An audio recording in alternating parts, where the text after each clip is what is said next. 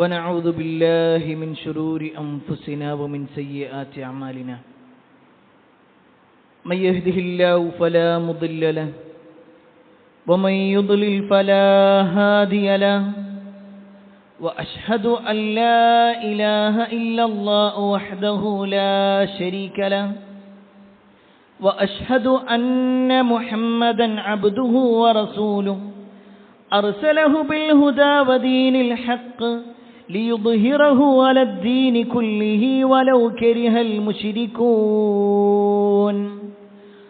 اللهم صل على محمد وعلى آل محمد كما صليت على إبراهيم وعلى آل إبراهيم إنك حميد مجيد اللهم بارك على محمد وعلى آل محمد كما باركت على إبراهيم وعلى آل إبراهيم إنك حميد مجيد يا أيها الذين آمنوا اتقوا الله حق تقاته ولا تموتن إلا وأنتم مسلمون أما بعد فإن خير الحديث كتاب الله وخير الهدي هدي محمد صلى الله عليه وسلم وشر الأمور محدثاتها وكل محدثة بدعة وكل بدعة ضلالة وكل ضلالة في النار أعوذ بالله من الشيطان الرجيم بسم الله الرحمن الرحيم وضرب الله مثلا للذين آمنوا امرأة فرعون إذ قالت رب ابن لي عندك بيتا في الجنة ونجني من فرعون وعمله ونجني من القوم الظالمين يا أيها الناس أوصيكم وإياي أولا بتقوى الله. സ്നേഹനീയരായ സത്യവിശ്വാസികളെ, സഹോദരന്മാരെ, സഹോദരിമാരെ, രക്ഷിതാക്കളെ, അള്ളാഹുവിൻ്റെ വിധിവിലക്കൽ അനുസരിച്ചുകൊണ്ടും പ്രവാചകൻ സല്ലല്ലാഹു അലൈഹി വസല്ലമയുടെ ജീവിതചര്യ പിൻപറ്റിക്കൊണ്ടും ജീവിക്കണമേ എന്ന് ആദ്യമായി എന്നോടും തുടർന്ന് നിങ്ങൾ ഓരോരുത്തരോടും ഉണർത്തുകയാണ്, വസിയ്യത്ത് ചെയ്യുകയാണ്. സ്വന്തമായൊരു വീട് ഒരുപക്ഷെ എല്ലാ ആളുകളും ആഗ്രഹിക്കുന്ന വലിയ ഒരു ആഗ്രഹമാണത്. പ്രത്യേകിച്ച് വിവാഹം കഴിഞ്ഞ് മക്കളൊക്കെയായി ജീവിക്കുകയാണെങ്കിൽ തറവാടിൽ നിന്നും മാറി ഞാനും എൻ്റെ ഭാര്യയും എൻ്റെ മക്കളും മാത്രമായി ഒതുങ്ങുന്ന ഒരു വീടുണ്ടാവണമെന്ന് എല്ലാവരും ആഗ്രഹിക്കാറുണ്ട്, അതിനുവേണ്ടി പരിശ്രമിക്കാറുണ്ട്. അല്ലാഹു സുബ്ഹാനഹു വ തആല അങ്ങനെ ഒരു വീട് നമുക്കെല്ലാവർക്കും നൽകുമാറാവട്ടെ. പ്രിയപ്പെട്ടവരെ, ഒരു വീട് ആഗ്രഹിക്കുക എന്നത് ഇസ്ലാം അനുവദിച്ചു എന്ന് മാത്രമല്ല, അതിനുവേണ്ടി പ്രാർത്ഥിക്കുവാനും പണിയെടുക്കുവാനും പരിശ്രമിക്കുവാനും പ്രത്യേകം പ്രോത്സാഹിപ്പിക്കുക കൂടി ചെയ്തിട്ടുണ്ട്. എത്രത്തോളം എന്നാൽ നബി സല്ലല്ലാഹു അലൈഹി വസല്ലം സഅാദയെ കുറിച്ച് പറയാം. സൗഭാഗ്യം എന്ന് പറഞ്ഞാൽ എന്താണ്? അർബഉ മിന സഅാദ, 4 കാര്യങ്ങൾ സൗഭാഗ്യമായി നബി സല്ലല്ലാഹു അലൈഹി വസല്ലം എണ്ണി. അതിൽ ഒന്നാമത് അർബഉ മിന സഅാദ അൽ മർഅതു സ്വാലിഹ, സ്വാലിഹത്തായ ഒരു ഭാര്യ അല്ലെങ്കിൽ ഒരു ഭർത്താവ്, അത് ഒരാളുടെ സൗഭാഗ്യമാണ്. അള്ളാഹനെ ഭയപ്പെട്ടുകൊണ്ട് അള്ളാഹ് പറഞ്ഞതുപോലെ ജീവിക്കുന്ന ഭാര്യയും ഭർത്താവും, അത് സൗഭാഗ്യമായി എണ്ണിയിട്ടുണ്ടെങ്കിൽ രണ്ടാമത്തത് പ്രവാചകൻ സല്ലല്ലാഹു അലൈഹി വസല്ലം പറയാണ് അൽ മസ്കനുൽ വാസിയ, ഒരു വിശാലതയുള്ള ഒരു വീട്. വിശാലത എന്ന് പറയുമ്പോൾ അതിൻ്റെ സ്ക്വയർ ഫീറ്റിന്റെ വലിപ്പമല്ല പറയുന്നത്, മറിച്ച് അയാൾക്ക് സന്തോഷവും സമാധാനവും നേടിത്തരുന്ന ഒരു വീട്. എന്ത് പ്രയാസമുണ്ടെങ്കിലും വീട്ടിൽ പോയി കുറച്ചു നേരം ഇരുന്നാൽ തീർക്കാൻ കഴിയുന്ന അത്രയേറെ സന്തോഷവും സമാധാനവും നേടിത്തരുന്ന ഒരു വീട്. അതാണ് അൽ മസ്കുനുൽ വാസിഅ, ഒരു വിശാലത ഉണ്ടാകുന്ന വീട്. മൂന്നാമതായി കൊണ്ട് പറഞ്ഞു വൽ ജാറു സ്വാലിഹ്, സ്വാലിഹത്തായ ഒരു അയൽവാസി. അങ്ങോട്ടും ഇങ്ങോട്ടും പ്രശ്നങ്ങൾക്കൊന്നും വരാതെ സന്തോഷത്തോടുകൂടി നമ്മുടെ കാര്യങ്ങൾ കൃത്യമായി മനസ്സിലാക്കുവാനും നമ്മളെ ഇങ്ങോട്ട് സഹായിക്കുവാനും നമ്മൾ അങ്ങോട്ട് സഹായിക്കുമ്പോൾ അത് ഏറ്റെടുക്കുവാനും എന്ന് വേണ്ട ആ സ്വസ്ഥതയും സമാധാനവും നേടിത്തരുന്ന അൽ ജാറു സ്വാലിഹ്, നല്ല ഒരു അയൽവാസിയെ കുറിച്ച് നബി സല്ലല്ലാഹു അലൈഹി വസല്ലം പറഞ്ഞു. നാലാമത്തേതാണ് വൽ മർകബുൽ ഹനീ, നല്ല ഒരു വാഹനം കിട്ടുക എന്നുള്ളത്. ഏതെങ്കിലും ഒരു ഭാഗത്ത് പോയാൽ കുടുങ്ങിപ്പോകുന്നതല്ല, താൻ ഉദ്ദേശിച്ച സ്ഥലങ്ങളേക്ക് കൃത്യമായി എത്തിക്കാൻ കഴിയുന്ന ഒരു വാഹനം. ഈ 4 കാര്യം നബി സല്ലല്ലാഹു അലൈഹി വസല്ലം പറഞ്ഞു സആദയാണ്, സൗഭാഗ്യമാണ്. ഇതിന്റെ നേരെ വിപരീതവും പറഞ്ഞിട്ടുണ്ട്. ഇതൊന്നും അല്ലാത്തത് ഒരു ദൗർഭാഗ്യമായിക്കൊണ്ട്, ഒരു പ്രയാസമായിക്കൊണ്ട് നബി സല്ലല്ലാഹു അലൈഹി വസല്ലമ എണ്ണുകയും ചെയ്തിട്ടുണ്ട്. പ്രിയപ്പെട്ടവരെ, ഈ സൗഭാഗ്യത്തിൽപ്പെട്ടതാണ് അൽ മസ്കനുൽ വാസിഅ, വിശാലതയുള്ള വീട് എന്നാണെങ്കിൽ ഒരു വീട് വെക്കാനും അതിനുവേണ്ടി പണിയെടുക്കുവാനും ആ വീടുണ്ടാക്കാൻ വേണ്ടി പരിശ്രമിക്കാൻ എല്ലാം ഇസ്ലാം അനുവദിച്ചു. എന്നാൽ അതോടുകൂടി ചേർത്ത് വെക്കേണ്ട ഒരു കാര്യമുണ്ട്.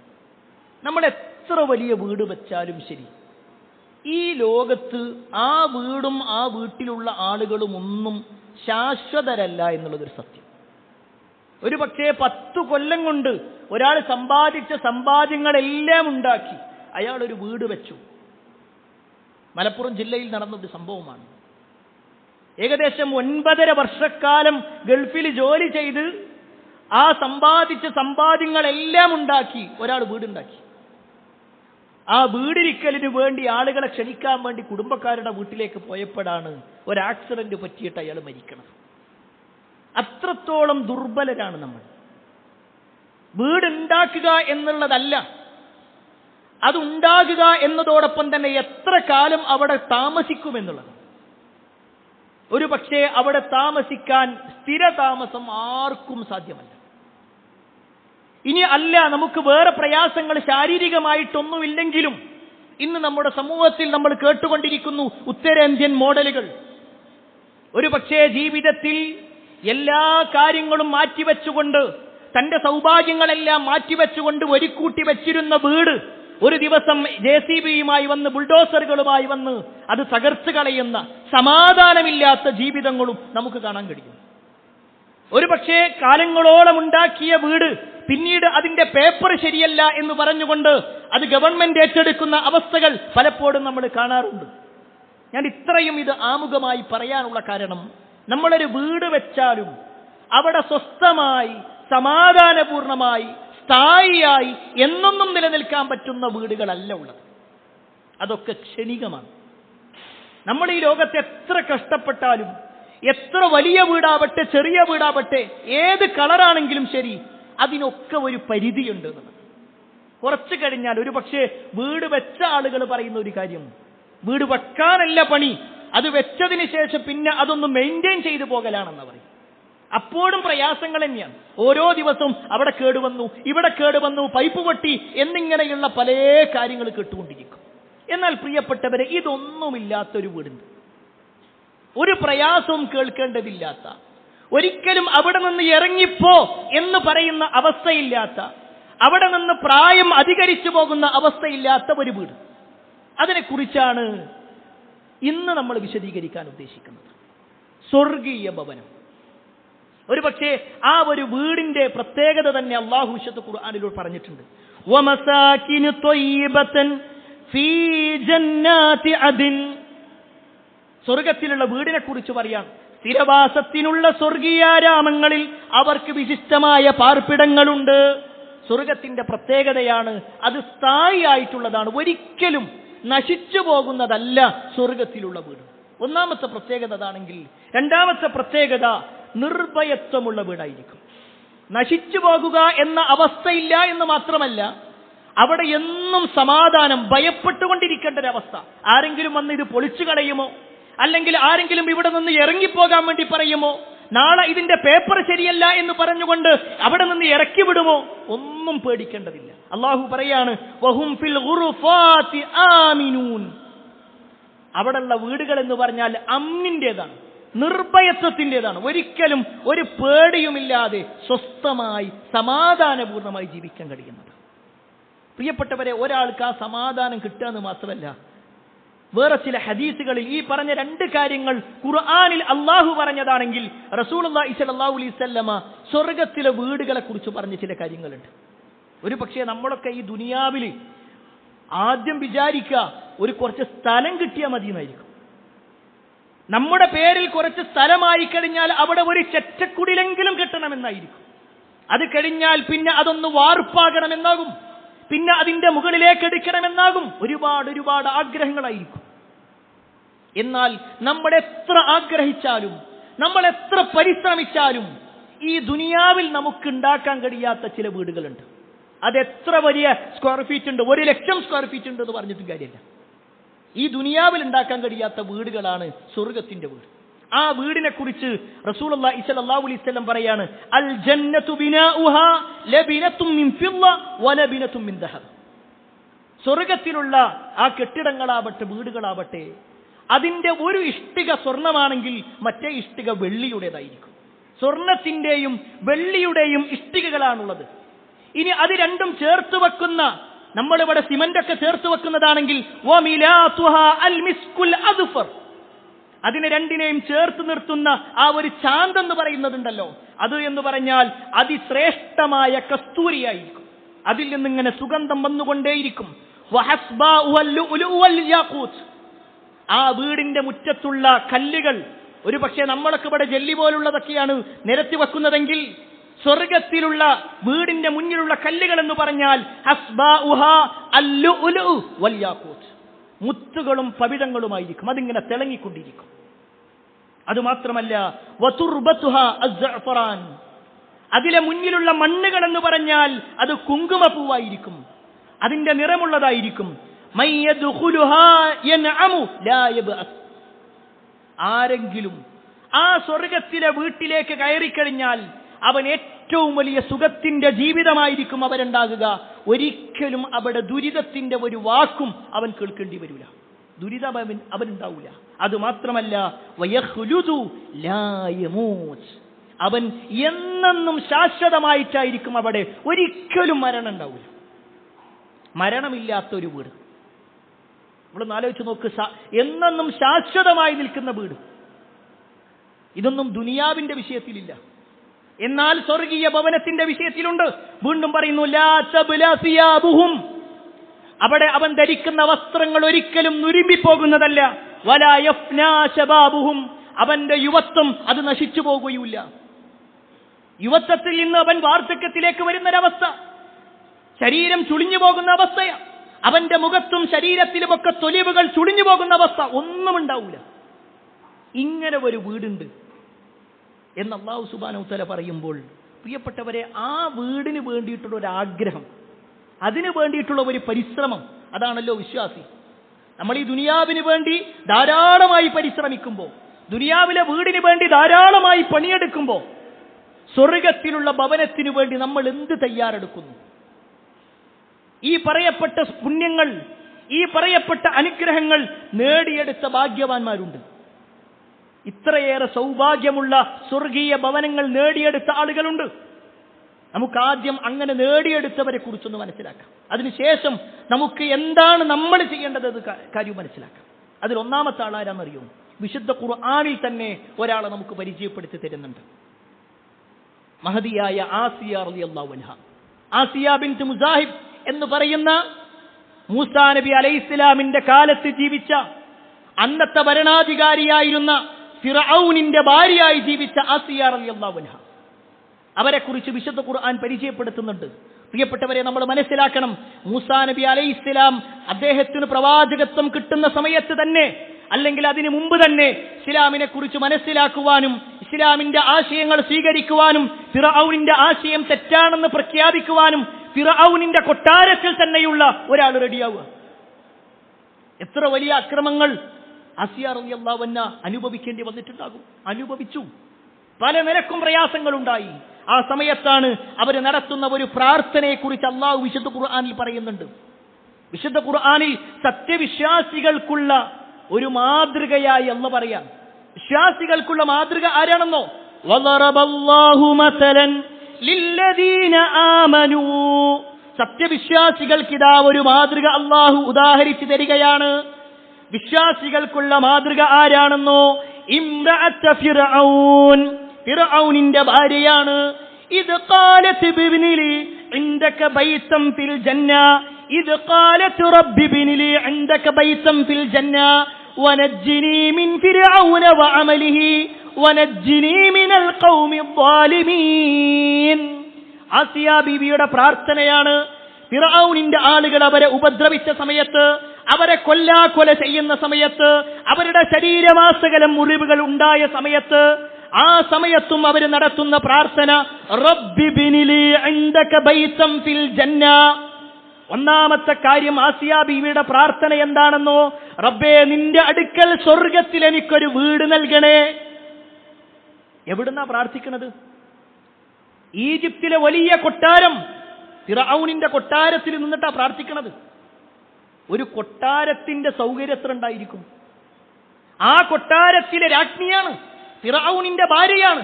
ആരെന്തു പറഞ്ഞാലും അനുസരിക്കാൻ കഴിവുള്ള, അത്രയേറെ കമാൻഡിംഗ് പവറുള്ള ആളാണ്. പക്ഷെ അവർക്ക് ദുനിയാവിലെ വീടല്ല വേണ്ടത്, ആ കൊട്ടാരമല്ല വേണ്ടത്, ഫിർഔൻ നൽകുന്ന ഏതെങ്കിലും ചില ഭാഗങ്ങളല്ല വേണ്ടത്. റബ്ബി ബിനി ലി ഇൻദക ബൈതൻ ഫിൽ ജന്ന. സ്വർഗത്തിൽ റബ്ബേ നിന്റെ അടുക്കൽ ഒരു വീട് എനിക്ക് നൽകണം. വനജ്ജിനി മിൻ ഫിർഔന വഅമലിഹി വനജ്ജിനി മിനൽ ഖൗമി ളാലിമീൻ. ഫിർഔനും അവന്റെ കൂട്ടരും ഉപദ്രവിക്കുന്ന ഉപദ്രവങ്ങളിൽ നിന്നും, എല്ലാവിധ അക്രമങ്ങളിൽ നിന്നും, അക്രമകാരികളിൽ നിന്നും എന്നെ നീ രക്ഷപ്പെടുത്തണമേ. ഇതായിരുന്നു മഹതിയായ ആസിയ ബീവിയുടെ പ്രാർത്ഥന. പ്രിയപ്പെട്ടവരെ, അവർക്കത് കിട്ടിയത്, സ്വർഗത്തിൽ വീട് കിട്ടിയത് വെറുതെ അല്ല. ഈ ദുനിയാവിൽ പല പ്രയാസങ്ങളുണ്ടാകും. ഒരു വിശ്വാസിയായി ജീവിക്കുക എന്ന് പറഞ്ഞാൽ പല നിലക്കുള്ള ബുദ്ധിമുട്ടുകളുണ്ടാകും. നമ്മൾ കേട്ടിട്ടില്ലേ റസൂലുള്ളാഹി സ്വല്ലല്ലാഹു അലൈഹി വസല്ലമയുടെ ഒരു വാചകം? അവസാന നാളാകുമ്പോൾ ഒരാൾ മുസ്ലിം ആകുക എന്ന് പറഞ്ഞാൽ ഉള്ളം കയ്യിൽ തീക്കട്ട വെച്ചവനെ പോലെയായിരിക്കും. എത്രയും പെട്ടെന്ന് കയ്യിൽ നിന്ന് ഒഴിവാക്കാനാ തോന്നും. ആ രൂപത്തിൽ ഇസ്ലാം അനുസരിച്ച് ജീവിക്കുക എന്നത് ബുദ്ധിമുട്ടാകുന്ന ഒരു അവസ്ഥയുണ്ടാകും. അങ്ങനെ അവസ്ഥയുണ്ടായി ആസിയ ബീവിക്ക്. ഫിർഔൻ കൊല ചെയ്തിട്ട് മാറാൻ വേണ്ടി പറഞ്ഞു, പക്ഷേ മാറിയില്ല. മരണം എനിക്ക് പ്രശ്നമല്ല, അതായിരുന്നു ആസിയ ബീവിയുടെ മുദ്രാവാക്യം. ആ നിലക്ക് മുന്നിട്ടിറങ്ങി. അല്ലാഹു സുബ്ഹാനഹു വ തആല സ്വർഗത്തിൽ വീട് നൽകുക എന്ന മഹത്തായ അനുഗ്രഹം അവർക്ക് നൽകുകയും ചെയ്തു. രണ്ടാമത്തെ ആളാണ് മഹദിയായ ഖദീജ റളിയല്ലാഹു അൻഹ. നമ്മുടെ നേതാവായ മുഹമ്മദ് മുസ്തഫ സല്ലല്ലാഹു അലൈഹി വസല്ലമയുടെ ഒന്നാമത്തെ ഭാര്യയാണ് ഖദീജ ബിൻത് ഖുവൈലിദ് റളിയല്ലാഹു അൻഹ. അവരുടെ ഒരു പ്രത്യേകതയുണ്ട്. അവരെക്കുറിച്ച് നബി സല്ലല്ലാഹു അലൈഹി വസല്ലമ തന്നെ പറയാണ്.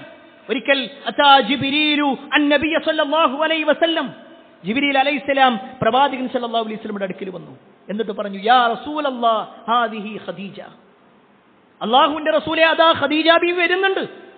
നബി സല്ലല്ലാഹു അലൈഹി വസല്ലമയും ജിബ്രീലും നേർക്കുനേരെ ഇങ്ങനെ സംസാരിച്ചു കൊണ്ടിരിക്കുമ്പോൾ കുറച്ചകലെ നിന്നുകൊണ്ട് ഖദീജ റളിയല്ലാഹു അൻഹയുടെ വരവ് കാണാണ്. അവിടെ വെച്ചുകൊണ്ടാണ് പറയുന്നത്, ഹാദിഹി ഖദീജ, ഇതാ ഖദീജ വരുന്നുണ്ട്. ഖദ് അത്തത് മഅഹാ ഇനാഉൻ ഫീഹി ഇദാമുൻ ഔ തആമുൻ ഔ ശറാബുൻ. അവരുടെ കയ്യിൽ ഒരു പാത്രമുണ്ട്, അതിൽ കറിയോ ഭക്ഷണമോ മറ്റോ ഉണ്ട്. എന്നിട്ട് ജിബ്രീൽ അലൈഹിസ്സലാം പറയാണ്, ഫഇദാ ഹിയ അതത്ക ഫഖറ അലൈഹി അസ്സലാമു മിൻ റബ്ബിഹാ വമിന്നി. പ്രവാചകരെ, ആ ഖദീജ നിങ്ങളുടെ അടുത്ത് വന്നാൽ നിങ്ങൾ അവരോട് അള്ളാന്റെ അടുക്കൽ നിന്നുള്ള സലാം അവർക്ക് പറഞ്ഞു കൊടുക്കണം. വമിന്നി, എന്റെ സലാമും അവരോട് പറയണം. അള്ളാഹ് സലാം പറഞ്ഞു എന്ന് മാത്രമല്ല, ജിബ്രീൽ അലൈഹിസ്സലാം സലാം പറഞ്ഞ വ്യക്തിത്വം, അള്ളാഹ് സലാം പറഞ്ഞ വ്യക്തിത്വം. എന്നിട്ടോ വബശ്ശിർഹാ ബിബൈത്തിൻ ഫിൽ ജന്നതി മിൻ ഖസബ്. വബശ്ശിർഹാ, അവർക്ക് നിങ്ങൾ സന്തോഷ വാർത്ത അറിയിക്കണം. എന്താണ് ആ സന്തോഷ വാർത്ത? ബിബൈത്തിൻ ഫിൽ ജന്ന, സ്വർഗത്തിൽ അവർക്കൊരു വീടുണ്ട് എന്ന സന്തോഷ വാർത്ത അറിയിക്കണം. എങ്ങനെയുള്ള വീടാണ്? മിൻ ഖസബ്, മുത്തുകൾ കൊണ്ടുള്ള ഒരു വീട്. മുത്തുകളിലുള്ള ഒരു നല്ല ഒരു വീട് അവർക്കുണ്ട് എന്ന സന്തോഷ വാർത്ത നിങ്ങൾ അറിയിക്കണം. ലാ സഖബ ഫീഹി വലാ നസബ്, അതിലൊരിക്കലും ശബ്ദകോലാഹലങ്ങളോ ക്ലേശമോ ഒരു പ്രയാസമോ ഒന്നും തന്നെ അവിടെ ഉണ്ടാവില്ല. ഈ വാചകം പറയുമ്പോൾ നമ്മൾ മനസ്സിലാക്കണം, റസൂലുള്ളാഹി സ്വല്ലല്ലാഹു അലൈഹി വസല്ലമക്ക് പ്രബോധനം തുടങ്ങിയ സമയം ആദ്യമായി പ്രവാചകനിൽ വിശ്വസിച്ചത് ഖദീജ റളിയല്ലാഹു അൻഹയാണ്. പ്രവാചകനിൽ വിശ്വസിച്ച ആളുകളെല്ലാം പ്രയാസം അനുഭവിക്കേണ്ടി വന്നിട്ടുണ്ട്. അതിൽ മുൻപന്തിയിൽ തന്നെയായിരുന്നു ഖദീജ റളിയല്ലാഹു അൻഹ. ആദ്യമായി ഇസ്ലാം സ്വീകരിക്കുക, അവരുടെ എല്ലാ സമ്പത്തും ഇസ്ലാമിന് വേണ്ടി ചെലവഴിച്ചു. എല്ലാ അർത്ഥത്തിലും പ്രവാചകൻ സല്ലല്ലാഹു അലൈഹി വസല്ലമക്ക് താങ്ങും തണലുമായി നിന്നു. പല വിധത്തിലുള്ള പ്രയാസങ്ങളുമായിട്ട് ശത്രുക്കൾ നേരിട്ടത്. എത്രത്തോളം എന്നാൽ അവരുടെ മക്കളെ വിവാഹം ആലോചിച്ച ആ വിവാഹമോചനം നടത്താൻ വേണ്ടി തയ്യാറാവുക. എന്തെല്ലാം പ്രയാസങ്ങൾ അനുഭവിക്കേണ്ടി വന്നു. ഖദീജ റളിയല്ലാഹു അൻഹ ഒരു കുട്ടിയെ പ്രസവിച്ചു.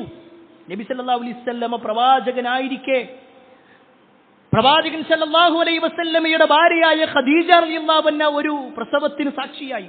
അവർ പ്രസവിച്ചു. ആ കുട്ടി വളരെ തുച്ഛമായ ദിവസങ്ങൾ മാത്രം ഉണ്ടായത്. ആ കുട്ടി മരണപ്പെട്ടു. ആ സമയത്ത് നബി സല്ലല്ലാഹു അലൈഹി വസല്ലമയുടെ ഏറ്റവും അടുത്ത് നിൽക്കുന്ന അയൽവാസിയായ അബൂലഹബ് അവിടെ വരുന്നുണ്ട്.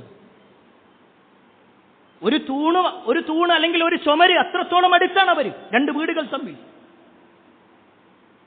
ഖദീജ റളിയല്ലാഹു അൻഹയെ സമാധാനിപ്പിക്കേണ്ടതിന് പകരം ഈ അബൂലഹബും അവന്റെ ഭാര്യയും വന്നുകൊണ്ട് കളിയാക്കിക്കൊണ്ട് പരിഹസിച്ചുകൊണ്ട് പറയാണ്, ബസറ മുഹമ്മദ്, ബസറ മുഹമ്മദ്, മുഹമ്മദ് വാലച്ചവനായി, ഭാവിയില്ലാത്തവനായി, ആൺകുട്ടികളില്ല, വെറും പെൺകുട്ടികൾ മാത്രമാണ്. കളിയാക്കിക്കൊണ്ടുള്ള വാക്കുകൾ. അയൽവാസി എന്ന നിലക്ക്, കുടുംബക്കാരൻ എന്ന നിലക്ക് നബിക്ക് സമാശ്വാസം പറയേണ്ട ആൾ പ്രവാചകനെ പരിഹസിച്ചു. അതിന്റെ മുൻപന്തിയിൽ ഖദീജ റളിയല്ലാഹു അൻഹയും കേൾക്കേണ്ടി വന്നു പലതും. പക്ഷേ എന്നിട്ട് പോലും റസൂലുള്ളാഹി സ്വല്ലല്ലാഹു അലൈഹി വസല്ലമയോട് ഒരു ആക്ഷേപത്തിന്റെ വാക്ക്, നിങ്ങൾ ഈ ഒരു പ്രബോധനം തുടങ്ങിയത് കൊണ്ടാ ഇത്രയും പ്രയാസങ്ങൾ ഉണ്ടായത്, നമ്മുടെ മക്കൾ മരിച്ചില്ലേ, നമ്മുടെ മക്കളെ സ്വലാത്ത് ചൊല്ലപ്പെട്ടില്ലേ, ഒന്നും പറഞ്ഞില്ല. ക്ഷമിച്ചും സഹിച്ചും റസൂലുള്ളാഹി സ്വല്ലല്ലാഹു അലൈഹി വസല്ലമയുടെ കൂടെ നിന്നു. എങ്കിൽ പ്രിയപ്പെട്ടവരെ, വിശ്വാസി എന്ന നിലക്ക് നമ്മൾ റസൂലുള്ളാഹി സ്വല്ലല്ലാഹു അലൈഹി വസല്ലമയുടെ സുന്നത്തുകൾ അനുധാവനം ചെയ്യേണ്ടതുണ്ട്. വിമർശനങ്ങൾ ഉണ്ടാകും, ബുദ്ധിമുട്ടുകൾ ഉണ്ടാകും. മുസ്ലിമായതിന്റെ പേരിൽ പല വിധത്തിലുള്ള ബുദ്ധിമുട്ടുകൾ ഉണ്ടാകും. അവിടെയെല്ലാം നേരത്തെ സൂചിപ്പിച്ചതുപോലെ ഞാനൊരു മുസ്ലിമാണെന്ന് വ്യക്തമാക്കിക്കൊണ്ട് ജീവിക്കുകയാണ് നമ്മൾ വേണ്ടത്. ഇനി മൂന്നാമത്തെ വ്യക്തിയാണ് മഹാനായ ഉമർ ഇബ്നുൽ ഖത്താബ് റളിയല്ലാഹു അൻഹു. ഉമർ റളിയല്ലാഹു അൻഹുവിനെ സംബന്ധിച്ചിടത്തോളം അദ്ദേഹത്തിന് സ്വർഗ്ഗത്തിൽ ഒരു വെള്ള കൊട്ടാരമുണ്ട് എന്ന് നബി സല്ലല്ലാഹു അലൈഹി വസല്ലം പറഞ്ഞു. എപ്പോഴാണ് പറയുന്നതെന്നറിയോ? പ്രവാചകൻ സല്ലല്ലാഹു അലൈഹി വസല്ലമയുടെ ഹദീസിൽ കാണുവാൻ സാധിക്കും, ദഖൽതുൽ ജന്നത ഫഇദാ അന ബിഖസ്രിൻ മിൻ ദഹബിൻ, ഞാൻ സ്വർഗ്ഗത്തിന്റെ ഭാഗത്തേക്ക് പ്രവേശിച്ചു. നബി സല്ലല്ലാഹു അലൈഹി വസല്ലം പറയാണ്, പ്രവാചകൻ സല്ലല്ലാഹു അലൈഹി വസല്ലം സ്വർഗ്ഗത്തിലേക്ക് കടന്നു. ആ സ്വർഗ്ഗത്തിന്റെ വഴിയിലൂടെ ഇങ്ങനെ പോകുന്ന സമയത്ത് അവിടെ ഒരു തടാകം കാണുകയാണ് പ്രവാചകൻ സല്ലല്ലാഹു അലൈഹി വസല്ലം. ആ തടാകത്തിന്റെ ഭാഗത്തേക്ക് ചെന്ന് പ്രവാചകൻ സല്ലല്ലാഹു അലൈഹി വസല്ലം അതിലേക്ക് ഇങ്ങനെ നോക്കി. പ്രവാചകൻ വീണ്ടും തല ഉയർത്തി നോക്കുമ്പോൾ ഒരു വെള്ള കൊട്ടാരം അവിടെ കാണുകയാണ്. നബി സല്ലല്ലാഹു അലൈഹി വസല്ലമ ചോദിച്ചു, ഇത് ആർക്കുള്ളതാണ്? ഇത് ആരുടെ കൊട്ടാരമാണ്? ആ സമയത്ത് അവിടെ ഉണ്ടായിരുന്നവർ, സ്വർഗത്തിൽ ഉണ്ടായിരുന്ന ആളുകൾ പറഞ്ഞു, ലി ഉമർ ഇബ്നുൽ ഖത്താബ്, അത് ഉമറിന്റേതാണ്, അത് ഉമറിന്റേതാണ്. നബി സല്ലല്ലാഹു അലൈഹി വസല്ലം പിന്നീട് ഈ കാഴ്ചയെക്കുറിച്ച് സ്വഹാബത്തിനോട് പറയാം. ആ രംഗൊന്നും ഇങ്ങനെ ആലോചിച്ച് നോക്കാം. പ്രവാചകൻ സല്ലല്ലാഹു അലൈഹി വസല്ലം നിൽക്കുന്നു, സ്വഹാബിമാരെല്ലാവരും അവിടെയുണ്ട്. അതിൽ ഉമർ ഇബ്നുൽ ഖത്താബ് റളിയല്ലാഹു അൻഹു ഉണ്ട്. എന്നിട്ട് നബി സല്ലല്ലാഹു അലൈഹി വസല്ലം പറയാണ്, ഞാൻ ഇങ്ങനെ സ്വർഗ്ഗത്തിന്റെ ഭാഗത്തു കൂടി പോയപ്പോ ഒരു വെള്ള കൊട്ടാരം കണ്ടു. അതിൽ കയറണമെന്ന് എനിക്ക് ആഗ്രഹമുണ്ടായിരുന്നു. പക്ഷേ ഉമറിന്റെ ഗീറത്ത്, ആ ഒരു ദേഷ്യം, ആ നീരസം ഞാൻ പേടിച്ചു. എന്നിട്ട് റസൂലുള്ളാഹി സ്വല്ലല്ലാഹു അലൈഹി വസല്ലം പറയാണ്, ഫമാ മനഅനി അൻ അദ്ഖുലഹു യാ ഇബ്നുൽ ഖത്താബ് ഇല്ലാ മാ അഅലമു മിൻ ഗൈറതിക, ഖത്താബിന്റെ മകനെ, നിങ്ങളുടെ ഗീറത്തിനെ കുറിച്ച് എനിക്ക് അറിവില്ലായിരുന്നെങ്കിൽ ഞാൻ എന്തായാലും അതിലേക്ക് കയറിയിട്ടുണ്ടാകും, അതൊന്ന് കാണണമെന്ന്. പക്ഷേ ഉമറിൻ്റെതാണെന്ന് പറഞ്ഞപ്പോൾ ഞാനൊന്ന് ബാക്കിലേക്ക് നിന്നു. അത് കേൾക്കുമ്പോൾ നമ്മളൊന്ന് ആലോചിച്ചു നോക്കാം, നമ്മളാണെങ്കിൽ നമുക്ക് അപ്പോഴും സന്തോഷമായിരിക്കും, എനിക്ക് സ്വർഗ്ഗം ഉണ്ടല്ലോ എന്ന്. പക്ഷേ ഉമർ റളിയല്ലാഹു അൻഹു മുന്നിലേക്ക് വന്നു. എന്നിട്ട് പ്രവാചകൻ സല്ലല്ലാഹു അലൈഹി വസല്ലമയോട് കണ്ണ് നിറഞ്ഞുകൊണ്ട് ചോദിക്കാണ്, ഫഅലൈക അഗാർ യാ റസൂലല്ലാഹ്, അല്ലാഹുവിന്റെ റസൂലേ, ഞാൻ നിങ്ങളോട് ദേഷ്യപ്പെടുവോ? ഞാൻ നിങ്ങളോട് ദേഷ്യപ്പെടുവോ? ആ ഒരു ചോദ്യമാണ്. അവർക്ക് സ്വർഗമുണ്ട്, സ്വർഗത്തിൽ വീടുണ്ട് എന്ന് പറഞ്ഞ് സമാധാനിക്കല്ല. നബി സല്ലല്ലാഹു അലൈഹി വസല്ലം എന്നെ കുറിച്ച് ഒരു തെറ്റിദ്ധാരണയിലാണോ? ഞാൻ പ്രവാചകനോട് ദേഷ്യപ്പെടുമെന്നാണോ? പ്രിയപ്പെട്ടവരെ, ഈ ഒറ്റ വാചകം മതി എന്തുകൊണ്ട് ഉമറിന് സ്വർഗത്തിൽ വീടുണ്ട് എന്നുള്ളതിന് പരിഹാരം. എന്തുകൊണ്ടാ സ്വർഗത്തിൽ വീട്? നബി സല്ലല്ലാഹു അലൈഹി വസല്ലമയെ അത്രത്തോളം സ്നേഹിച്ചു. നബി സല്ലല്ലാഹു അലൈഹി വസല്ലം ഏതൊരു കാര്യം പറഞ്ഞാലും അത് പിന്നത്തേക്ക് മാറ്റിയേക്കുന്ന ഒരവസ്ഥ, അത് സ്വീകരിക്കുക. എല്ലാ അർത്ഥത്തിലും മുന്നിട്ടിങ്ങനെ പോകുക, നന്മകളുടെ കാര്യത്തിൽ സജീവമാകുക, തഖ്വയുള്ള ജീവിതം എന്നിങ്ങനെ എല്ലാ കാര്യങ്ങളിലേക്കും ഉമർ ഇബ്നുൽ ഖത്താബ് റളിയല്ലാഹു അൻഹു പരിശ്രമിച്ചുവെങ്കിൽ ഈ പറയപ്പെട്ട മൂന്നാളുകളുടെ കാര്യത്തിൽ വിശുദ്ധ ഖുർആനിലും ഹദീസിലും അവർ സ്വർഗത്തിന്റെ വീട് ലഭിച്ച ആളുകളാണ്, കൊട്ടാരങ്ങൾ ലഭിച്ചവരാണ് എന്ന് പറഞ്ഞിട്ടുണ്ടെങ്കിൽ പ്രിയപ്പെട്ടവരെ, നമ്മളും ആഗ്രഹിക്കുന്നുണ്ട്, നമുക്കും വേണം സ്വർഗത്തിലൊരു വീട്. എങ്ങനെ നേടിയെടുക്കാൻ പറ്റും? ആസിയ ബീവിയുടെ ത്യാഗം നമ്മുടെ ജീവിതത്തിലില്ല. ഖദീജ ബീവിയുടെ ജീവിതം അത് നമ്മുടെ ജീവിതത്തിലില്ല. ഉമർ റളിയല്ലാഹു അൻഹു അനുഭവിച്ച പ്രയാസങ്ങൾ നമ്മൾ അനുഭവിച്ചിട്ടില്ല. പിന്നെ എങ്ങനെ നമുക്ക് നേടിയെടുക്കാൻ പറ്റും? അവിടെയാണ് റസൂലുള്ളാഹി സ്വല്ലല്ലാഹു അലൈഹി വസല്ലമയുടെ ഹദീസുകൾ പരിശോധിക്കുമ്പോൾ നമുക്കും ചില കാര്യങ്ങളുണ്ട്. സ്വർഗത്തിലൊരു വീട് ലഭിക്കാൻ നമുക്കും ചില പ്രവർത്തനങ്ങളുണ്ട്. അതിൽ ഒന്നാമത്തെ കാര്യം എന്താണെന്നറിയും? ഒന്നാമത്തെ കാര്യം ആത്മാർത്ഥമായിട്ട് നമ്മൾ പ്രാർത്ഥിക്കുക എന്നുള്ളതിന്. നമ്മൾ സ്വയം ഒന്ന് ആലോചിച്ച് നോക്കി കാണും. നമ്മളെപ്പോഴും റബ്ബിനോട് പ്രാർത്ഥിക്കും, റബ്ബ് എനിക്കൊരു വീട് തരണം. പ്രത്യേകിച്ച് വീട്ടിലൊക്കെ നമ്മുടെ ഭാര്യയും ഉമ്മയും തമ്മിൽ എന്തെങ്കിലും ഒരു പ്രശ്നങ്ങൾ ഉണ്ടായിക്കഴിഞ്ഞാൽ, വീട്ടിൽ ചില ശബ്ദങ്ങൾ ഉണ്ടായിക്കഴിഞ്ഞാൽ ഉടനെ നമ്മൾ പറയും സ്വസ്ഥമായിട്ടൊന്ന് പോകാൻ. ഒരു വാടക വീടാണെങ്കിൽ റബ്ബ് എന്തെങ്കിലുമൊക്കെ ഒന്ന് റെഡിയാക്കി തരും. അല്ലേ? ഈ ദുനിയാവിന്റെ വിഷയത്തിൽ എത്ര തവണ നമ്മൾ വീടിന്റെ കാര്യത്തിന് വേണ്ടി പ്രാർത്ഥിക്കുന്നുണ്ട്, അതിനുവേണ്ടി പരിശ്രമിക്കുന്നുണ്ട്. എന്നാൽ പ്രിയപ്പെട്ടവരെ, ഇന്നത്തെ ദിവസം മാത്രം നോക്കി റബ്ബേ എനിക്ക് സ്വർഗത്തിലൊരു വീട് തരണേ എന്ന് നമ്മൾ പ്രാർത്ഥിച്ചിട്ടുണ്ടായിരുന്നു. വേണ്ട, ഇന്നത്തെ പോകട്ടെ, ഇന്നലെ പ്രാർത്ഥിച്ചു, മിനിഞ്ഞാന്ന്, കഴിഞ്ഞ ഒരാഴ്ച, ഒരു മാസമായിട്ട് ഇല്ല. നമ്മൾ പ്രാർത്ഥിക്കുന്നു നമസ്കാരം കഴിഞ്ഞാൽ ഒരു പക്ഷേ യാന്ത്രികമായി റബ്ബേ സ്വർഗം തരണേ, സ്വർഗം തരണേ, സ്വർഗം തരണേ. അതിനപ്പുറത്തേക്ക് ആത്മാർത്ഥമായിക്കൊണ്ട് മഹദിയായ ആസിയ ബീവി പ്രാർത്ഥിച്ചതുപോലെ റബ്ബി ബിനിലി ഇൻദക ബൈതൻ ഫിൽ ജന്ന, റബ്ബേ സ്വർഗത്തിൽ നിന്റെ അടുക്കൽ എനിക്ക് ഒരു വീട് തരണം. ആ ഒരു പ്രാർത്ഥന പ്രിയപ്പെട്ടവരെ നമ്മളിൽ ഉണ്ടാവണം. ഇതുവരെ തുടങ്ങാത്തവരാണെങ്കിൽ നമ്മുടെ പ്രാർത്ഥനയിൽ നമ്മൾ എപ്പോഴെല്ലാം പ്രാർത്ഥിക്കാൻ വേണ്ടി കൈകൾ ഉയർത്തുന്നുണ്ടോ ആ സമയത്തെല്ലാം ഒരു ഭാഗം സ്വർഗത്തിലൊരു വീട്, സ്വർഗത്തിലൊരു വീട്. ഈ ദുനിയാവിന്റെ വീട് നമ്മൾ 10 തവണ ചോദിക്കുന്നുണ്ടെങ്കിൽ അതിലേറെ നമ്മൾ ചോദിക്കണം സ്വർഗത്തിൽ ശാശ്വതമായ ഒരു വീട് കിട്ടാൻ വേണ്ടി. അതാണ് ഒന്നാമത്തെ കാര്യം. രണ്ടാമത്തെ കാര്യം എന്താണെന്നറിയോ? അല്ലാഹു സുബ്ഹാനഹു വ തആല സ്വർഗത്തിൽ വീട് തരണമെന്നുണ്ടെങ്കിൽ അള്ളാഹ്ക്ക് ദുനിയാവിൽ നമ്മളൊരു വീടുണ്ടാക്കി കൊടുക്കണം. അള്ളാഹ്ക്കൊരു വീടുണ്ടാക്കി കൊടുക്കുക. ബൈത്തുല്ലാ എന്ന് പറയുന്നതാണ് അള്ളാഹുവിന്റെ ഭവനം. പള്ളിയുമായി ബന്ധപ്പെട്ടുകൊണ്ട് നബി സല്ലല്ലാഹു അലൈഹി വസല്ലം പറഞ്ഞു, മൻ ബനാ മസ്ജിദൻ ലില്ലാഹി തആല ബനല്ലാഹു ബൈതൻ ഫിൽ ജന്ന. ആരെങ്കിലും അള്ളാഹ്ക്ക് വേണ്ടി ദുനിയാവിൽ ഒരു വീടുണ്ടാക്കിയാൽ, അള്ളാഹ്ക്ക് വേണ്ടിയിട്ടുള്ള വീട് എന്ന് പറഞ്ഞാൽ ഒരു പള്ളി ഉണ്ടാക്കിയാൽ, ബനല്ലാഹു ബൈതൻ ഫിൽ ജന്ന, അള്ളാഹു സ്വർഗത്തിൽ അയാൾക്കൊരു വീടുണ്ടാക്കി കൊടുക്കും. ഇത് കേൾക്കുമ്പോൾ നമ്മൾ വിചാരിക്കും പടച്ചറബി അത്രത്തോളം ലക്ഷങ്ങളൊന്നും നമ്മളെ കയ്യിലില്ല, നമ്മൾ അതിന് മാത്രം വലിയ സാമ്പത്തിക സ്ഥിതിയുള്ള ആളുകളല്ല. എന്നാ കേട്ടോ റസൂലുള്ളാഹി സ്വല്ലല്ലാഹു അലൈഹി വസല്ലം പറഞ്ഞത്, മൻ ബനാ മസ്ജിദൻ ലില്ലാഹി കമഫഹസി ഖതാത്തിൻ ഔ അസ്ഗർ ബനല്ലാഹു ലഹു ബൈതൻ ഫിൽ ജന്ന. ആരെങ്കിലും അല്ലാഹ്ക്ക് വേണ്ടി ഒരു വീടുണ്ടാക്കണം, കമഫഹസി ഖതാത്ത്, ഒരു കുരുവിക്കൂടിന്റെ അത്ര പോലും, ഔ അസ്ഗർ അല്ലെങ്കിൽ അതിനേക്കാൾ ചെറുത്, ഒരു കുരുവിക്കൂടിന്റെ അത്രയുള്ള പള്ളി ഉണ്ടാക്കിയിട്ട് കാര്യമുണ്ടോ? അവിടെ ആർക്കെങ്കിലും നിസ്കരിക്കാൻ കഴിയുമോ? പിന്നെ എന്താ അവിടെ ഉദ്ദേശിക്കുന്നത്? ഒരാൾക്ക് അതിനുള്ള പൈസ കൊടുക്കാൻ കഴിയുള്ളൂ. എന്നാൽ അത് കൊടുക്കുക. ഒരു പള്ളിയുടെ വിഷയത്തിൽ നമ്മുടെ മുന്നിലേക്ക് കൈകൾ നീട്ടുമ്പോൾ, നമ്മളോട് ചില ആവശ്യങ്ങൾ പറയുമ്പോൾ നമ്മളെ കൊണ്ട് എന്ത് ചെയ്യാൻ കഴിയുമോ അത് കൊടുക്കുക.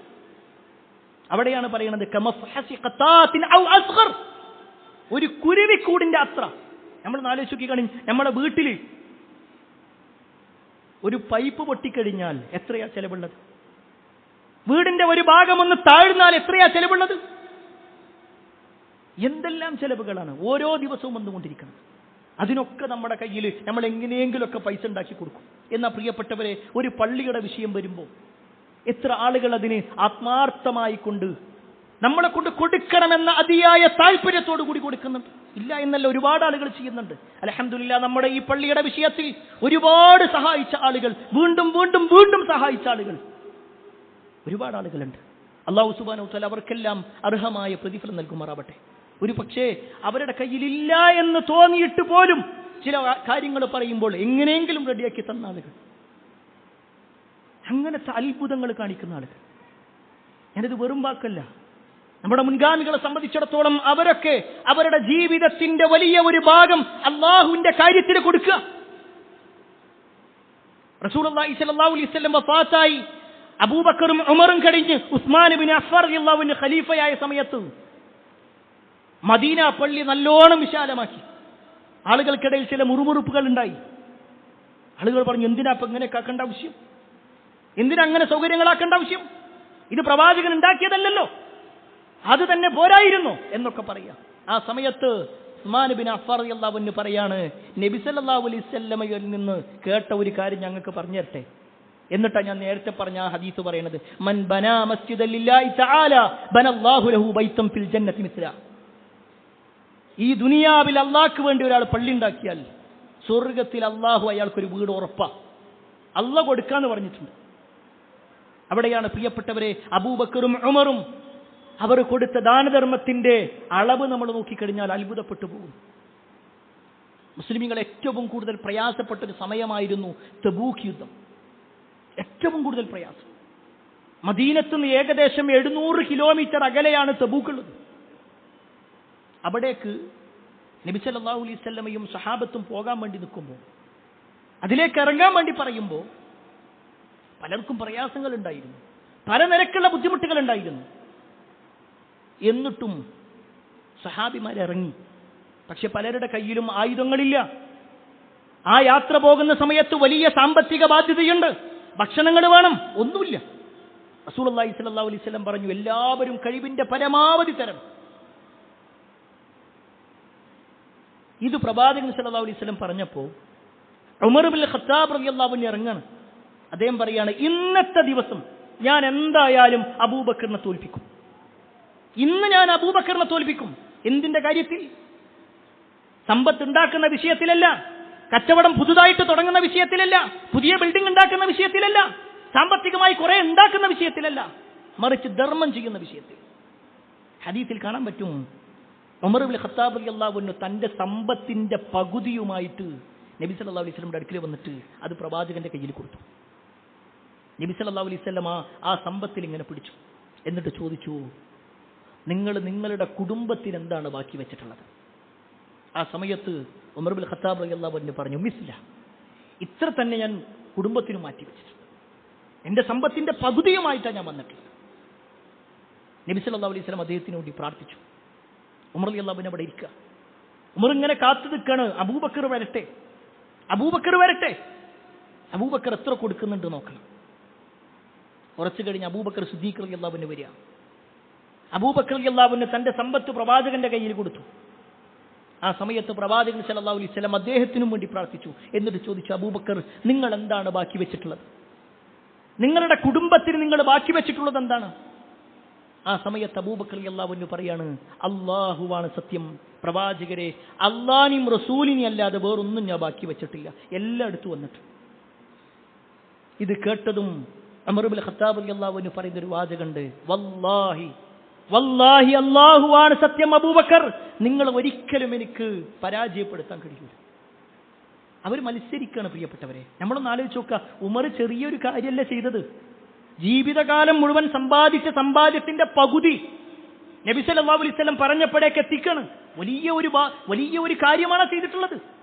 നമ്മളൊന്ന് ആലോചിച്ച് നോക്കിക്കാണി, നമ്മുടെ മുഴുവൻ സമ്പാദ്യം വേണ്ട, നമ്മുടെ അക്കൗണ്ടിലുള്ളതിന്റെ പകുതി വേണ്ട, അതും വേണ്ട, നമ്മുടെ പോക്കറ്റിൽ ഇപ്പോഴുള്ളതിന്റെ പകുതി അതെങ്കിലും കൊടുക്കണമെന്ന് പറഞ്ഞാൽ ഒരു പക്ഷേ 100 കാരണങ്ങൾ നമുക്ക് പറയാനുണ്ടാകും. പക്ഷേ അവർക്ക് ഒരേ ഒരു കാരണം മാത്രമേ ഉള്ളൂ കൊടുക്കാൻ, എനിക്ക് സ്വർഗത്തിൽ ഇത് കിട്ടുമെന്നുള്ളതാണ്. അവിടെ ആലോചിച്ച് നോക്കിക്കാണി, നമുക്കിപ്പോഴും ഒരു ഉറപ്പില്ലാത്ത കാര്യമാണ്. ഞാനിവിടുന്ന് കൊടുത്തു കഴിഞ്ഞാൽ അതിൻ്റെ തീരല്ലേ, പിന്നെ എനിക്ക് വല്ലതും കിട്ടും. പ്രിയപ്പെട്ടവരെ, പരലോകമുണ്ട് എന്ന് വിശ്വസിക്കുന്നവരാണെങ്കിൽ അള്ളാഹു വിശുദ്ധ ഖുർആനിലൂടെ നിങ്ങൾക്ക് ഇരട്ടിയായി വർദ്ധിപ്പിച്ചു തരുമെന്ന് പറഞ്ഞ ഒരു കാര്യമുണ്ട്. അത് ധർമ്മത്തിന്റെ വിഷയമാണ്. ധർമ്മം കൊടുക്കുക എന്ന വിഷയത്തിൽ, ദാനധർമ്മത്തിന്റെ വിഷയം, അത് പള്ളിക്ക് വേണ്ടി കൂടിയാകുമ്പോഴോ? ഞാൻ സാന്ദർഭികമായി ഇത്രയും പറയാനുള്ള കാരണം, നമ്മുടെ പള്ളിയെ സംബന്ധിച്ചിടത്തോളം വലിയ ബാധ്യതയിലൂടെയാണ് പോയിക്കൊണ്ടിരിക്കുന്നത്. പള്ളി വിശാലമാക്കി അൽഹംദുലില്ലാഹ് ഒരുപാട് ആളുകൾ സഹായിച്ചിട്ടുണ്ട്. ഈ ഇരിക്കുന്ന ഓരോരുത്തരും ചെയ്തിട്ടുണ്ട്. അള്ളാഹു എല്ലാവർക്കും അർഹമായ പ്രതിഫലം നൽകുമാറാവട്ടെ. എന്നാൽ അതോടൊപ്പം വലിയ ബാധ്യതകൾ ഇപ്പോഴുമുണ്ട്. നമ്മളാൽ കഴിയുന്ന രൂപത്തിൽ ഒരു പക്ഷേ നമുക്ക് കൊടുക്കാൻ പരിധികൾ ഉണ്ടാകും. പക്ഷേ നമ്മുടെ പരിചയത്തിലുള്ള ആളുകളുണ്ട്, നമ്മുടെ പരിചയത്തിലുള്ള സമ്പത്തുള്ള ആളുകളുണ്ടാകും, കൊടുക്കാൻ താല്പര്യമുള്ള മനസ്സുള്ള ആളുകളുണ്ടാകും. ഓരോന്ന് പരിചയപ്പെട്ടിട്ട് തങ്ങൾ ഇന്ന ഒരു സൗകര്യമുണ്ട്, നമ്മൾ കൊടുക്കുകയാണെങ്കിൽ ഒരു പക്ഷേ ആ ഒരാളെ പ്രചോദിപ്പിച്ചതിന്റെ പ്രതിഫലം കൂടി നമുക്ക് കിട്ടും. കാരണം റസൂലുള്ളാഹി സ്വല്ലല്ലാഹു അലൈഹി വസല്ലം പറഞ്ഞു, മൻ ദല്ല അലാ ഖൈരിൻ ഫലഹു മിസ്ലു അജ്രി ഫാഇൽ. ഒരാൾ മറ്റൊരാൾക്ക് ഒരു നന്മ അറിയിച്ചു കൊടുത്തു, ചെയ്തവന്റെ അതേ പ്രതിഫലം അറിയിച്ചു കൊടുത്തവനുണ്ട്, അറിയിച്ചവനുമുണ്ട് പ്രതിഫലം. എങ്കിൽ നമ്മൾ ഒത്തൊരുമയോടുകൂടി ഒറ്റക്കെട്ടായിക്കൊണ്ട് നമ്മുടെ പള്ളിയുടെ കാര്യം ഏറ്റെടുക്കണം. അള്ളാഹുവിന്റെ അടുക്കൽ വലിയ പ്രതിഫലം കിട്ടുന്ന കാര്യമാണ് എന്ന് മനസ്സിലാക്കുക. അള്ളാഹു സുബ്ഹാനഹു വ തആല എല്ലാ അർത്ഥത്തിലും നന്മകൾ ചെയ്ത് ജീവിക്കുന്ന ആളുകളിൽ നമ്മെ ഏവരെയും ഉൾപ്പെടുത്തുമാറാവട്ടെ.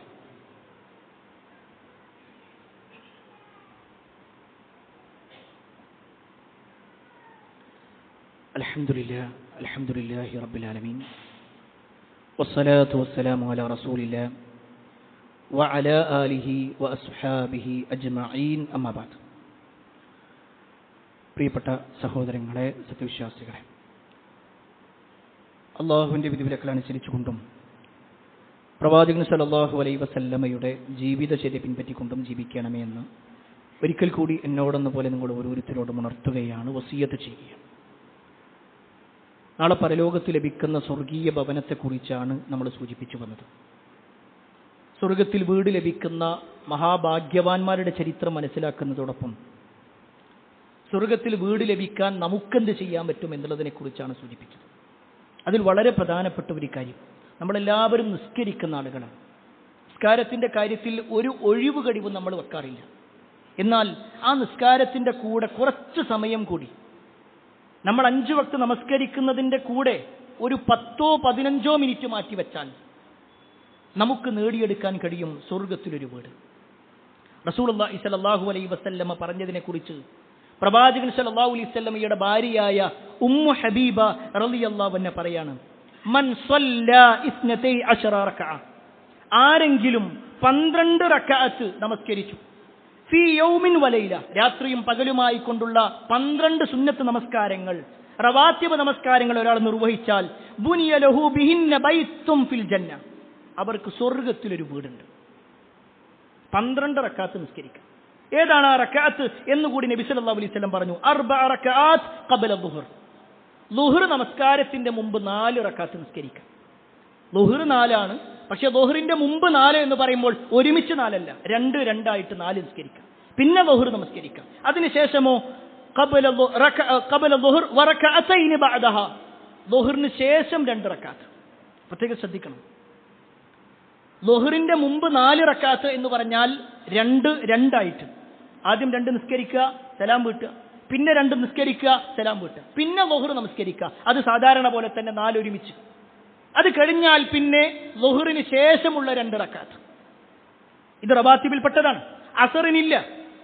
വീണ്ടും നബി സല്ലല്ലാഹു അലൈഹി വസല്ലം പറഞ്ഞു, വറകഅതൈനി ബഅദൽ മഗ്രിബ്, മഗ്രിബിന് ശേഷം 2 റക്അത്ത്, വറകഅതൈനി ബഅദൽ ഇശാ, ഇശാഇന് ശേഷം 2 റക്അത്ത്, വറകഅതൈനി ഖബലൽ ഫജ്ർ, ഫജ്റിന്റെ മുമ്പ് 2 റക്അത്ത്. ഈ 2 റക്അത്ത് എന്ന് പറഞ്ഞാൽ വളരെ ചെറിയ സൂറത്തുകളാണ് ഓതേണ്ടത്. ഖുൽ യാ അയ്യുൽ കാഫിറൂൻ നമുക്കറിയുന്ന സൂറത്താണ്, ഖുൽ ഹുവല്ലാഹു അഹദ് നമുക്കറിയുന്ന സൂറത്താണ്. ഇത് 2 നബി സല്ലല്ലാഹു അലൈഹി വസല്ലമ സുബ്ഹിന്റെ മുമ്പുള്ള 2 റക്അത്തിൽ ചൊല്ലിയിരുന്നത്. അതിനെക്കുറിച്ച് പ്രവാചകൻ സല്ലല്ലാഹു അലൈഹി വസല്ലം പറഞ്ഞെന്തെന്നറിയോ? റക്അത്താ അൽ ഫജ്ർ ഖൈറും മിനദ് ദുനിയാ വമാ ഫിഹാ, സുബ്ഹിക്ക് മുമ്പുള്ള 2 റക്അത്ത് ഒരാൾ നിസ്കരിക്കുകയാണെങ്കിൽ ഈ ദുനിയാവും അതിലുള്ളതെല്ലാം ലഭിക്കുന്നതിനേക്കാൾ ഉത്തമമാണ്. സുബ്ഹിന്റെ മുമ്പുള്ള 2 റക്അത്തിന് അത്രയും പ്രാധാന്യം ഉണ്ടെങ്കിൽ അപ്പോൾ സുബ്ഹിന്റെ പ്രാധാന്യം എത്രയായിരിക്കും? സുബ്ഹ് നിസ്കരിക്കുന്നവർക്ക് എത്രയായിരിക്കും പുണ്യം ഉണ്ടാകുക? പക്ഷേ പ്രിയപ്പെട്ടവരെ, നമ്മൾ എത്ര ആളുകൾ അത് സമയത്ത് നിർവഹിക്കുന്നു എന്നുള്ളതും പള്ളിയിൽ വന്ന് നിസ്കരിക്കുന്നു എന്നുള്ളതും നമ്മൾ സ്വയം പരിശോധിക്കണം. പോരായ്മകൾ ഉണ്ടാവാം, ആ പോരായ്മകൾ നമ്മൾ പരിഹരിക്കണം. ഈ ഒരു ഹദീസിൽ 12 റക്അത്തിനെ കുറിച്ച് പറഞ്ഞിട്ടുണ്ടെങ്കിൽ ഇത് പറയുന്നത് മഹദിയായ ഉമ്മു ഹബീബ റളിയല്ലാഹു അൻഹയാണ്. അവർ പറയാണ്, നബി സല്ലല്ലാഹു അലൈഹി വസല്ലം അത് പറഞ്ഞതിന് ശേഷം, ഇങ്ങനെ ഒരു 12 റക്അത്ത് നിസ്കരിച്ചാൽ സ്വർഗത്തിലൊരു വീടുണ്ട് എന്ന് പ്രവാചകൻ സല്ലല്ലാഹു അലൈഹി വസല്ലം പറഞ്ഞതിന് ശേഷം ഞാൻ പിന്നെ ഒരിക്കലും അത് ഒഴിവാക്കിയിട്ടില്ല. ഇത് ഉമ്മു ഹബീബ റളിയല്ലാഹു അൻഹ പറഞ്ഞു. ഉമ്മു ഹബീബ റളിയല്ലാഹു അൻഹ കേൾക്കുന്നത് അംബസ എന്ന് പറയുന്ന താബിയാണ്. അവര് പറയാണ്, ഉമ്മു ഹബീബ റളിയല്ലാഹു അൻഹ ഇത് പറഞ്ഞതിന് ശേഷം പിന്നെ ഒരിക്കലും ഞാനത് ഒഴിവാക്കിയിട്ടില്ല. അംബസ പറയാം. അംബസയിൽ നിന്ന് അത് കേൾക്കുന്നത് അംറു ബിൻ ഔസാണ്. അദ്ദേഹം പറയാണ്, അംബസയിൽ നിന്ന് കേട്ടതിന് ശേഷം പിന്നെ ഒരിക്കലും ഈ 12 റക്അത്ത് ഞാൻ ഒഴിവാക്കിയിട്ടില്ല. അംറു ബിൻ ഔസിൽ നിന്ന് ഇത് കേൾക്കുന്നത് നുഅ്മാൻ ഇബ്നു സാലിമാണ്. അദ്ദേഹം പറയാണ്, ഈ ഒരു ഹദീസ് കേട്ടതിന് ശേഷം പിന്നെ ഒരിക്കലും ഞാനത് ഒഴിവാക്കിയിട്ടില്ല. സുബ്ഹാനല്ലാഹ്. നമ്മുടെ മുൻഗാമികളുടെ അവസ്ഥയെ പറയും. ഒരു കാര്യം കേട്ട് കഴിഞ്ഞാൽ അതൊന്നും ഞാനുമായി യാതൊരു ബന്ധവുമില്ല, അതൊക്കെ അല്ലെങ്കിൽ നിസ്കരിക്കണന്നെ വലിയ കിട്ടല അല്ല. നിസ്കാരം നിർബന്ധമാണെന്നതിന്റെ പോലെ തന്നെ ഈ പറയപ്പെട്ട പുണ്യങ്ങൾ നമ്മൾ നഷ്ടപ്പെടുത്തരുത് പ്രിയപ്പെട്ടവരെ. വളരെ ലളിതമാണ്, വളരെ ലളിതം. 2 റക്അത്ത് നിസ്കരിക്കാൻ മാക്സിമം ഒരു 3 മിനിറ്റ് 4 മിനിറ്റ് പോരെ. നമ്മളൊരു 5 റീല് കാണുന്ന സമയം പോരെ. അത് നമ്മൾ നിസ്കരിച്ചാൽ കിട്ടുന്ന കൂലിയാണ്. പ്രിയപ്പെട്ടവരെ, ഉറപ്പിച്ചോ, വെറുതെ കിട്ടുന്നതല്ല സ്വർഗ്ഗം. ഒരിക്കലും വെറുതെ കിട്ടൂല.